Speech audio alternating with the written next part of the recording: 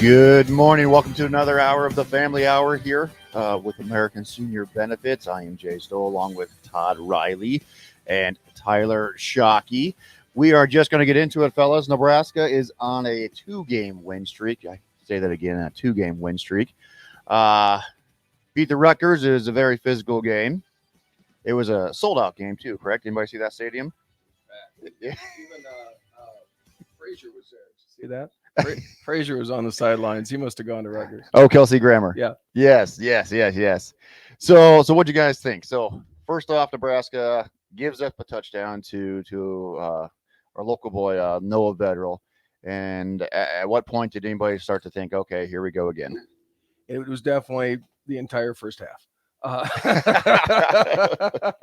And I'm actually calling this a 3-week non-loss streak. Ooh. So I think that sounds better. Ooh. With the bye, we'll call that a non-loss. It was exciting though to see that it has changed. There was a time when I bet 9/10 of the state said, well, that game's over, and you know, they wouldn't turn it off, but that game's over. So it is fun to see that, hey, wait a minute, it's not over just because Nebraska's behind. There actually is still a chance in the game. Now, Tyler, Nebraska's defense has not given up a touchdown in the second half of both games now. Is that impressive with Bill Bush? Obviously, Bush is doing something right. I mean, he got in there. He's changed the culture. The attitude's clearly different. But, I mean, I'm obviously a huge Husker fan, and you guys know that. I'd like to temper expectations a little bit and just say that we did pull off a 14-13 win against Rutgers. But I just don't think we would have been super psyched about that 2 years ago. But we're obviously heading in the right direction. I'm super happy about it. I think Mickey's doing an awesome job changing the culture. You can see it. Players expecting to win, it seems like. But I think, more impressive is I think that's our first one-score game win in the last 11. I think we've lost 10 in a row, something like that. So, Wow. So, yeah, it's about time we get one of those under our belt. And when's the last time Rutgers have won at home? I think Big Ten games. I think they haven't won a Big Ten game at home in approaching 5 years. I think it was 2017. I thought. So I'm glad that wasn't us. That was great to see. Yeah. Now, Todd, with us being older ones here, we it always starts up front. Starts with the boys in the dirt, right? The offensive line, defensive line. Defensive line look good, but what the heck is going on at the offensive line? It's a week by week thing, isn't it? It's kind of funny sitting here now, going a little more in depth in it. There was times when our quarterback just seemed like, screaming for help. Could I get a little assistance here? So there's obviously places to work. It's baby steps to get going. But like I said, now Tyler brought up a great point. It's because already, of course, on Facebook, there's fans. Oh, we're back. It's not 1995, folks. There's a ways to go. But again, celebrate the victories regardless of the score, said one of my favorite motivational speakers. And there's definitely things to celebrate. Winning solves a lot of problems, doesn't it? We always say a sale cures anything. It's the same concept. Now, Tyler, if we'll talk about the defense again. We have new defensive backs, it seems, every week. How impressive is that you're seeing guys that we haven't seen all year or maybe even last year, because with the old coaching staff, and some are still there, they kind of had their loyalty factor. You always saw the same guys play, the same guys getting beat. How nice and refreshing is it that you're seeing new guys, new faces coming in that are competing hard at practice, now getting a chance to show it in the field? Yeah, I mean, on the defense, I'd say on both sides of the ball, that's definitely one thing different with this coaching regime, if you will, is that, you saw Casey struggling a little bit in regard last week, and they just pulled him, right? They pulled him. That didn't work out the way we wanted it to for those 3 or 4 plays. But, the defensive backs, that was supposed to be maybe our strongest unit going into the season. And we weren't performing, but we felt like we had so much depth there. Like, as fans, we were like, we could name player after player on the defensive backs, in that group. And we would see 3 or 4 play. And if they weren't playing well, nothing would change. Now, all of a sudden, we're seeing new people plugged in. They're picking it up. They're, hungry to stay on the field once they get out there. So obviously, that's something we needed in Nebraska football, was no loyalties. Whoever's playing well, the hot hand sticks in the game and performs. Did you watch Kansas TCU game at all, Todd? I did not. Yeah. Tyler, did you watch it all? I did. I watched it kind of on and off a little bit because I'm very interested in a lot of different head coaches right now, right? So, Yep. and not to say that Mickey's not doing an awesome job, and I really hope that he goes out there and performs and just makes this a no-brainer for us. But Leipold obviously is somebody that I want to watch the teams play, and I think Kansas is obviously significantly better than they've been for a very, very, very long time. Yeah. I thought that they were going to get boat raced by TCU. They did not, which is exciting to me. It was a good game, fun one to watch. I think you are like a lot like most Nebraskans here. It's Mickey's job to lose. We want Mickey. Okay. If there's options out there besides Mickey, we heard Lance, we heard Campbell, we heard different names. Now, one person I don't think that didn't know Lance was saying, yeah, he's my number one choice, in the first 3 weeks, because who is this guy? Yes, he's one at lower tier levels. Yes, Kansas is doing something special, but let's see him play somebody really formidable.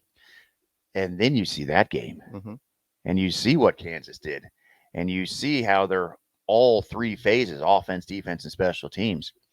It's going to be hard for a lot of Nebraska fans now to not move the needle and say, if I want one guy, who's it going to be? Well, we might not have to get our hopes up too much considering Wisconsin's start to the year, because I think if it came down to, he grew up right down the road from Wisconsin. He didn't go to Wisconsin. He went to Wisconsin Whitewater, I think is where he coached and played, I think. Yep. But if it came down to the end of the year and Nebraska was really interested in him and Wisconsin was too, I have a feeling that I don't think it would be a money factor. I think that we probably wouldn't be able to win that fight. Red team would win that. Yeah, a different red team might win that fight, but maybe not. But yeah, you obviously it's Mickey's job to lose, but you have to look at everybody that's out there, and you have to, at the end of the year, you're going to have to make a really big decision one way or another. You can't just go in with blinders on and not know what your options are with other coaches and with other coordinators throughout the country. Even if Mickey performs great, we still have to sit down and make a tough decision at the end of the year. Oh, yeah. And Trev's the right guy to do that. For sure. He's doing his due diligence. Jay Stoll along with Todd Riley, American Senior Benefits Hour. Todd, who is this gentleman talking right here? Seems to know some stuff. We just bring him along for football knowledge. Actually, the gentleman sitting by us today is Tyler Shockey. He's our regional sales manager for American Senior Benefits, Team Nebraska. Right, Tyler, would you tell us a little bit about yourself, a little bit about Team Midwest? Yeah. So, like Todd said, Tyler Shockey, regional sales manager for American Senior Benefits. Been with the company since 2009. So going on, I think, completing my 13th year here in about a month or something like that, starting 14. Been with American Senior Benefits since I was 19 years old. So, it's basically the only thing I've really done as a big boy job, I like to say.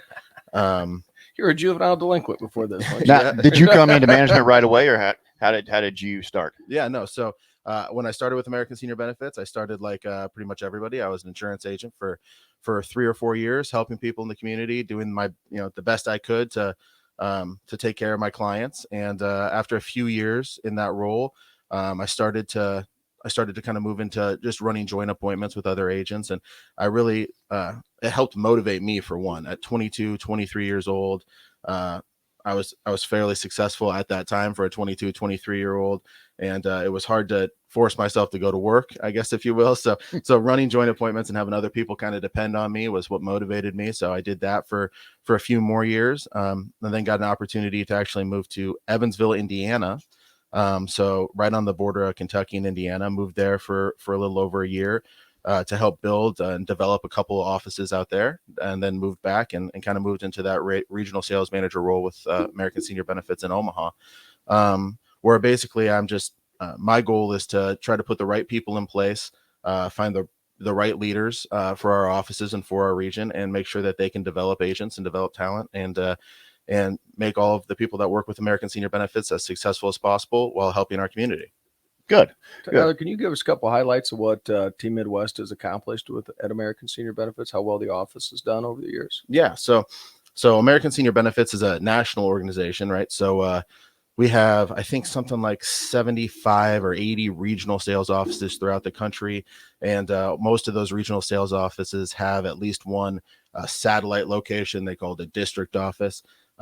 So in the last, I think since 2009, 2010, when I started with American Senior Benefits, our region and kind of the Omaha hub has been 1, 2, or 3 every year. We've never placed outside of the top 3 out of those 80 regional sales offices. So, and when you really think about that, we have, 70, 80 agents here going to work, trying to sell insurance and compete against places like Los Angeles or Orlando, where the population, where the demographics are just huge. So to be able to perform and stay in that top 3 in the Midwest, in Nebraska, in a smaller state, it's really impressive what we've done. That's a great point. I've thought of that a bunch of times, but I don't think that's been brought up on the radio show here yet. But we are competing against the New Yorks and the LAs and things like that, and to put that kind of an impact to people, it shows how much we are helping them. You brought up a good point, how young you were. Can a young guy make it in this career? Yeah, I think that what I would say is all the old guys constantly tell me that they wish they were young when they started. So no doubt about it. It takes a couple pretty specific skill sets, but I don't think age really plays a factor. So, I mean, you have to have strong communication skills and you have to have a work ethic. But if you have those 2 things, if you can communicate and you have a work ethic, it doesn't matter if you're 19 or we do have an agent, I think 84. It doesn't make any difference to us. You can be successful. It is funny that you said that, because I've done this a while too, and the people that are in their 40s, I wish I started my 20s. People in their 20s sometimes will go, man, would it be easier if I was in my 40s? And yet we got a guy from 84. We've got a guy out in Sydney that's 69. People that are right out of college. So yeah, it can be about anybody. You were what age when you started, Jay? I was. Let's see. I was in high school. Went to the Air Force. After the Air Force, I was 22 when I started. How old were you? I was one of those ones that said, I wish I started younger. I was 39 when I started. So, yeah, no, I definitely wish I would have started younger, knowing what I know. Now, getting into this, Tyler, how is the recession proof? How is being able to maintain this job? Are you currently hiring at this time? Tell us a little more about that. Yeah, so that's one of the most phenomenal things about this career, is that it is genuinely recession proof. So our job is to meet with people and to help them solve fears, basically, right? So, for instance, health insurance and the fear of having to have unpaid medical bills, or the fear of somebody passing away and leaving a burden to their family. We solve that. Now, it's not the sexiest solutions in the world. When you say that fear and then you say we solve it through life insurance, people are like, oh, okay. But that is the answer to the problem. And when recessions come along, that just elevates the fear in the community, which makes it more and more responsibility for us to get out there and to make sure that we can solve as many fears as possible. A big one right now is the fear of running out of money. When the stock market takes a huge dip and we're down 25-30% in the S&P and the Dow, I think 20 for the Dow for the year. There's just a huge fear of the retirement population who saved this money, got to retirement, and was really depending on this money to get them through. And when you take a big 20-25% loss, there's a huge fear of running out of money before you pass away. It's one of the top 5 biggest fears in the community, and it's a fear that we can solve. So we have to meet with people, and we have to be twice as active when these times come, because the community needs us. Now, how many companies are like us, would you say? I mean, you talk about we do insurance, we help out with their nest egg and their livelihood. How many companies do what we do? What all do we do? Well, I would say none, right? I like to say American Senior Benefits is really unique in this space.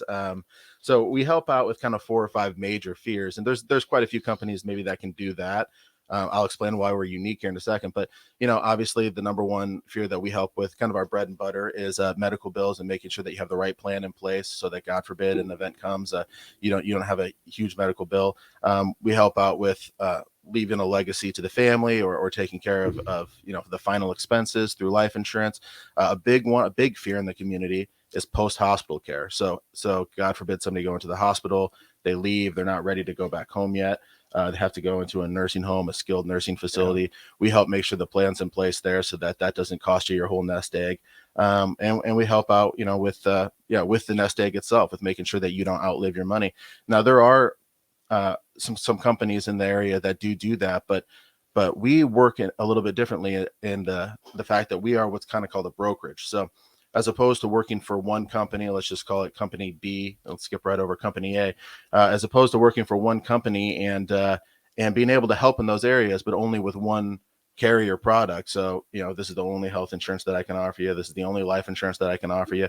You might be able to save those or solve those problems for the community, but I would say usually not in the most effective way.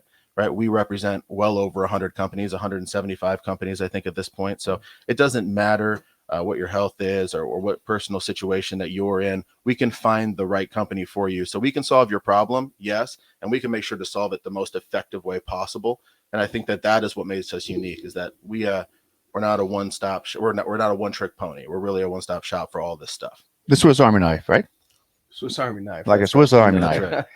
R2D2. Right? Now, for somebody new coming in here, if they're interested in joining our team, what are they given to begin with? What kind of technology? What kind? I mean, do you want them to call 100 people? Do you want them? How do you want it to work? Do you want them to have a list of family and friends that they want to start bombarding? What's your philosophy on that? They're the biggest fear in the market, the give me the 300 families and friends list when you get recruited. Right. No, so we don't approach it that way. When somebody starts, we really just want really two things for them. Well, one, we've already determined they have communication skills. The other thing was we want a work ethic. If you have those two things, we'll give you the rest of the tools that you need to be successful. So I always say there's really only 3 reasons that people fail in this industry, right? They can either fail because they don't have anybody to go see. Well, we solve that through a variety of ways. We have the community sending in mailers constantly asking us to come out and help them. We have people that we know what they have through past agents and through some different data capture things that we've done where we know when they're getting rate increases. So we can make sure that we can get out to the right piece of the community. And we're doing some seminars and we're getting a lot of referrals. So we'll make sure to get you in front of the people. That's one reason you could fail. Another reason you could fail is training. They're not going to fail in training here at American Senior Benefits. For 6 to 8 weeks, you're going to have a field trainer working with you. That's going to be your shadow, right? That's really going to mentor you in this career. So they're going to be out there running every single day with you, showing you how to be successful in this business, which is why we don't have to have licensed agents. We recruit so many people from the retail space, right? Or from the from the fast food space. We're just looking for people with good communication skills that have a work ethic. And that work ethic is the third reason that you can fail. You might have all the people to see, right? You might have the best training in the world, but when you go out on your own, if you don't have a work ethic, you're still not going to be successful in this business. That's the one thing that we can't give you. It's the one thing you have to bring to the table. Wow, that's a lot. That's great. Now, Tyler Shockey here, folks, joining us with Todd Riley, Jay Stoll, American Senior Benefits Hour. You're on 93.7 The Ticket. If you want to call in, the Honda of Lincoln text hotline is 402-464-5685. Todd, if they need to get a hold of you, how do they do that? Easiest way, if this career sounds like something that you would like, you can always find us on Facebook at American Senior Benefits Lincoln. You can give us a call direct at ask for Joyce Ann, the recruiter, at 402-413-9846. For products, 402-614-9292. And when we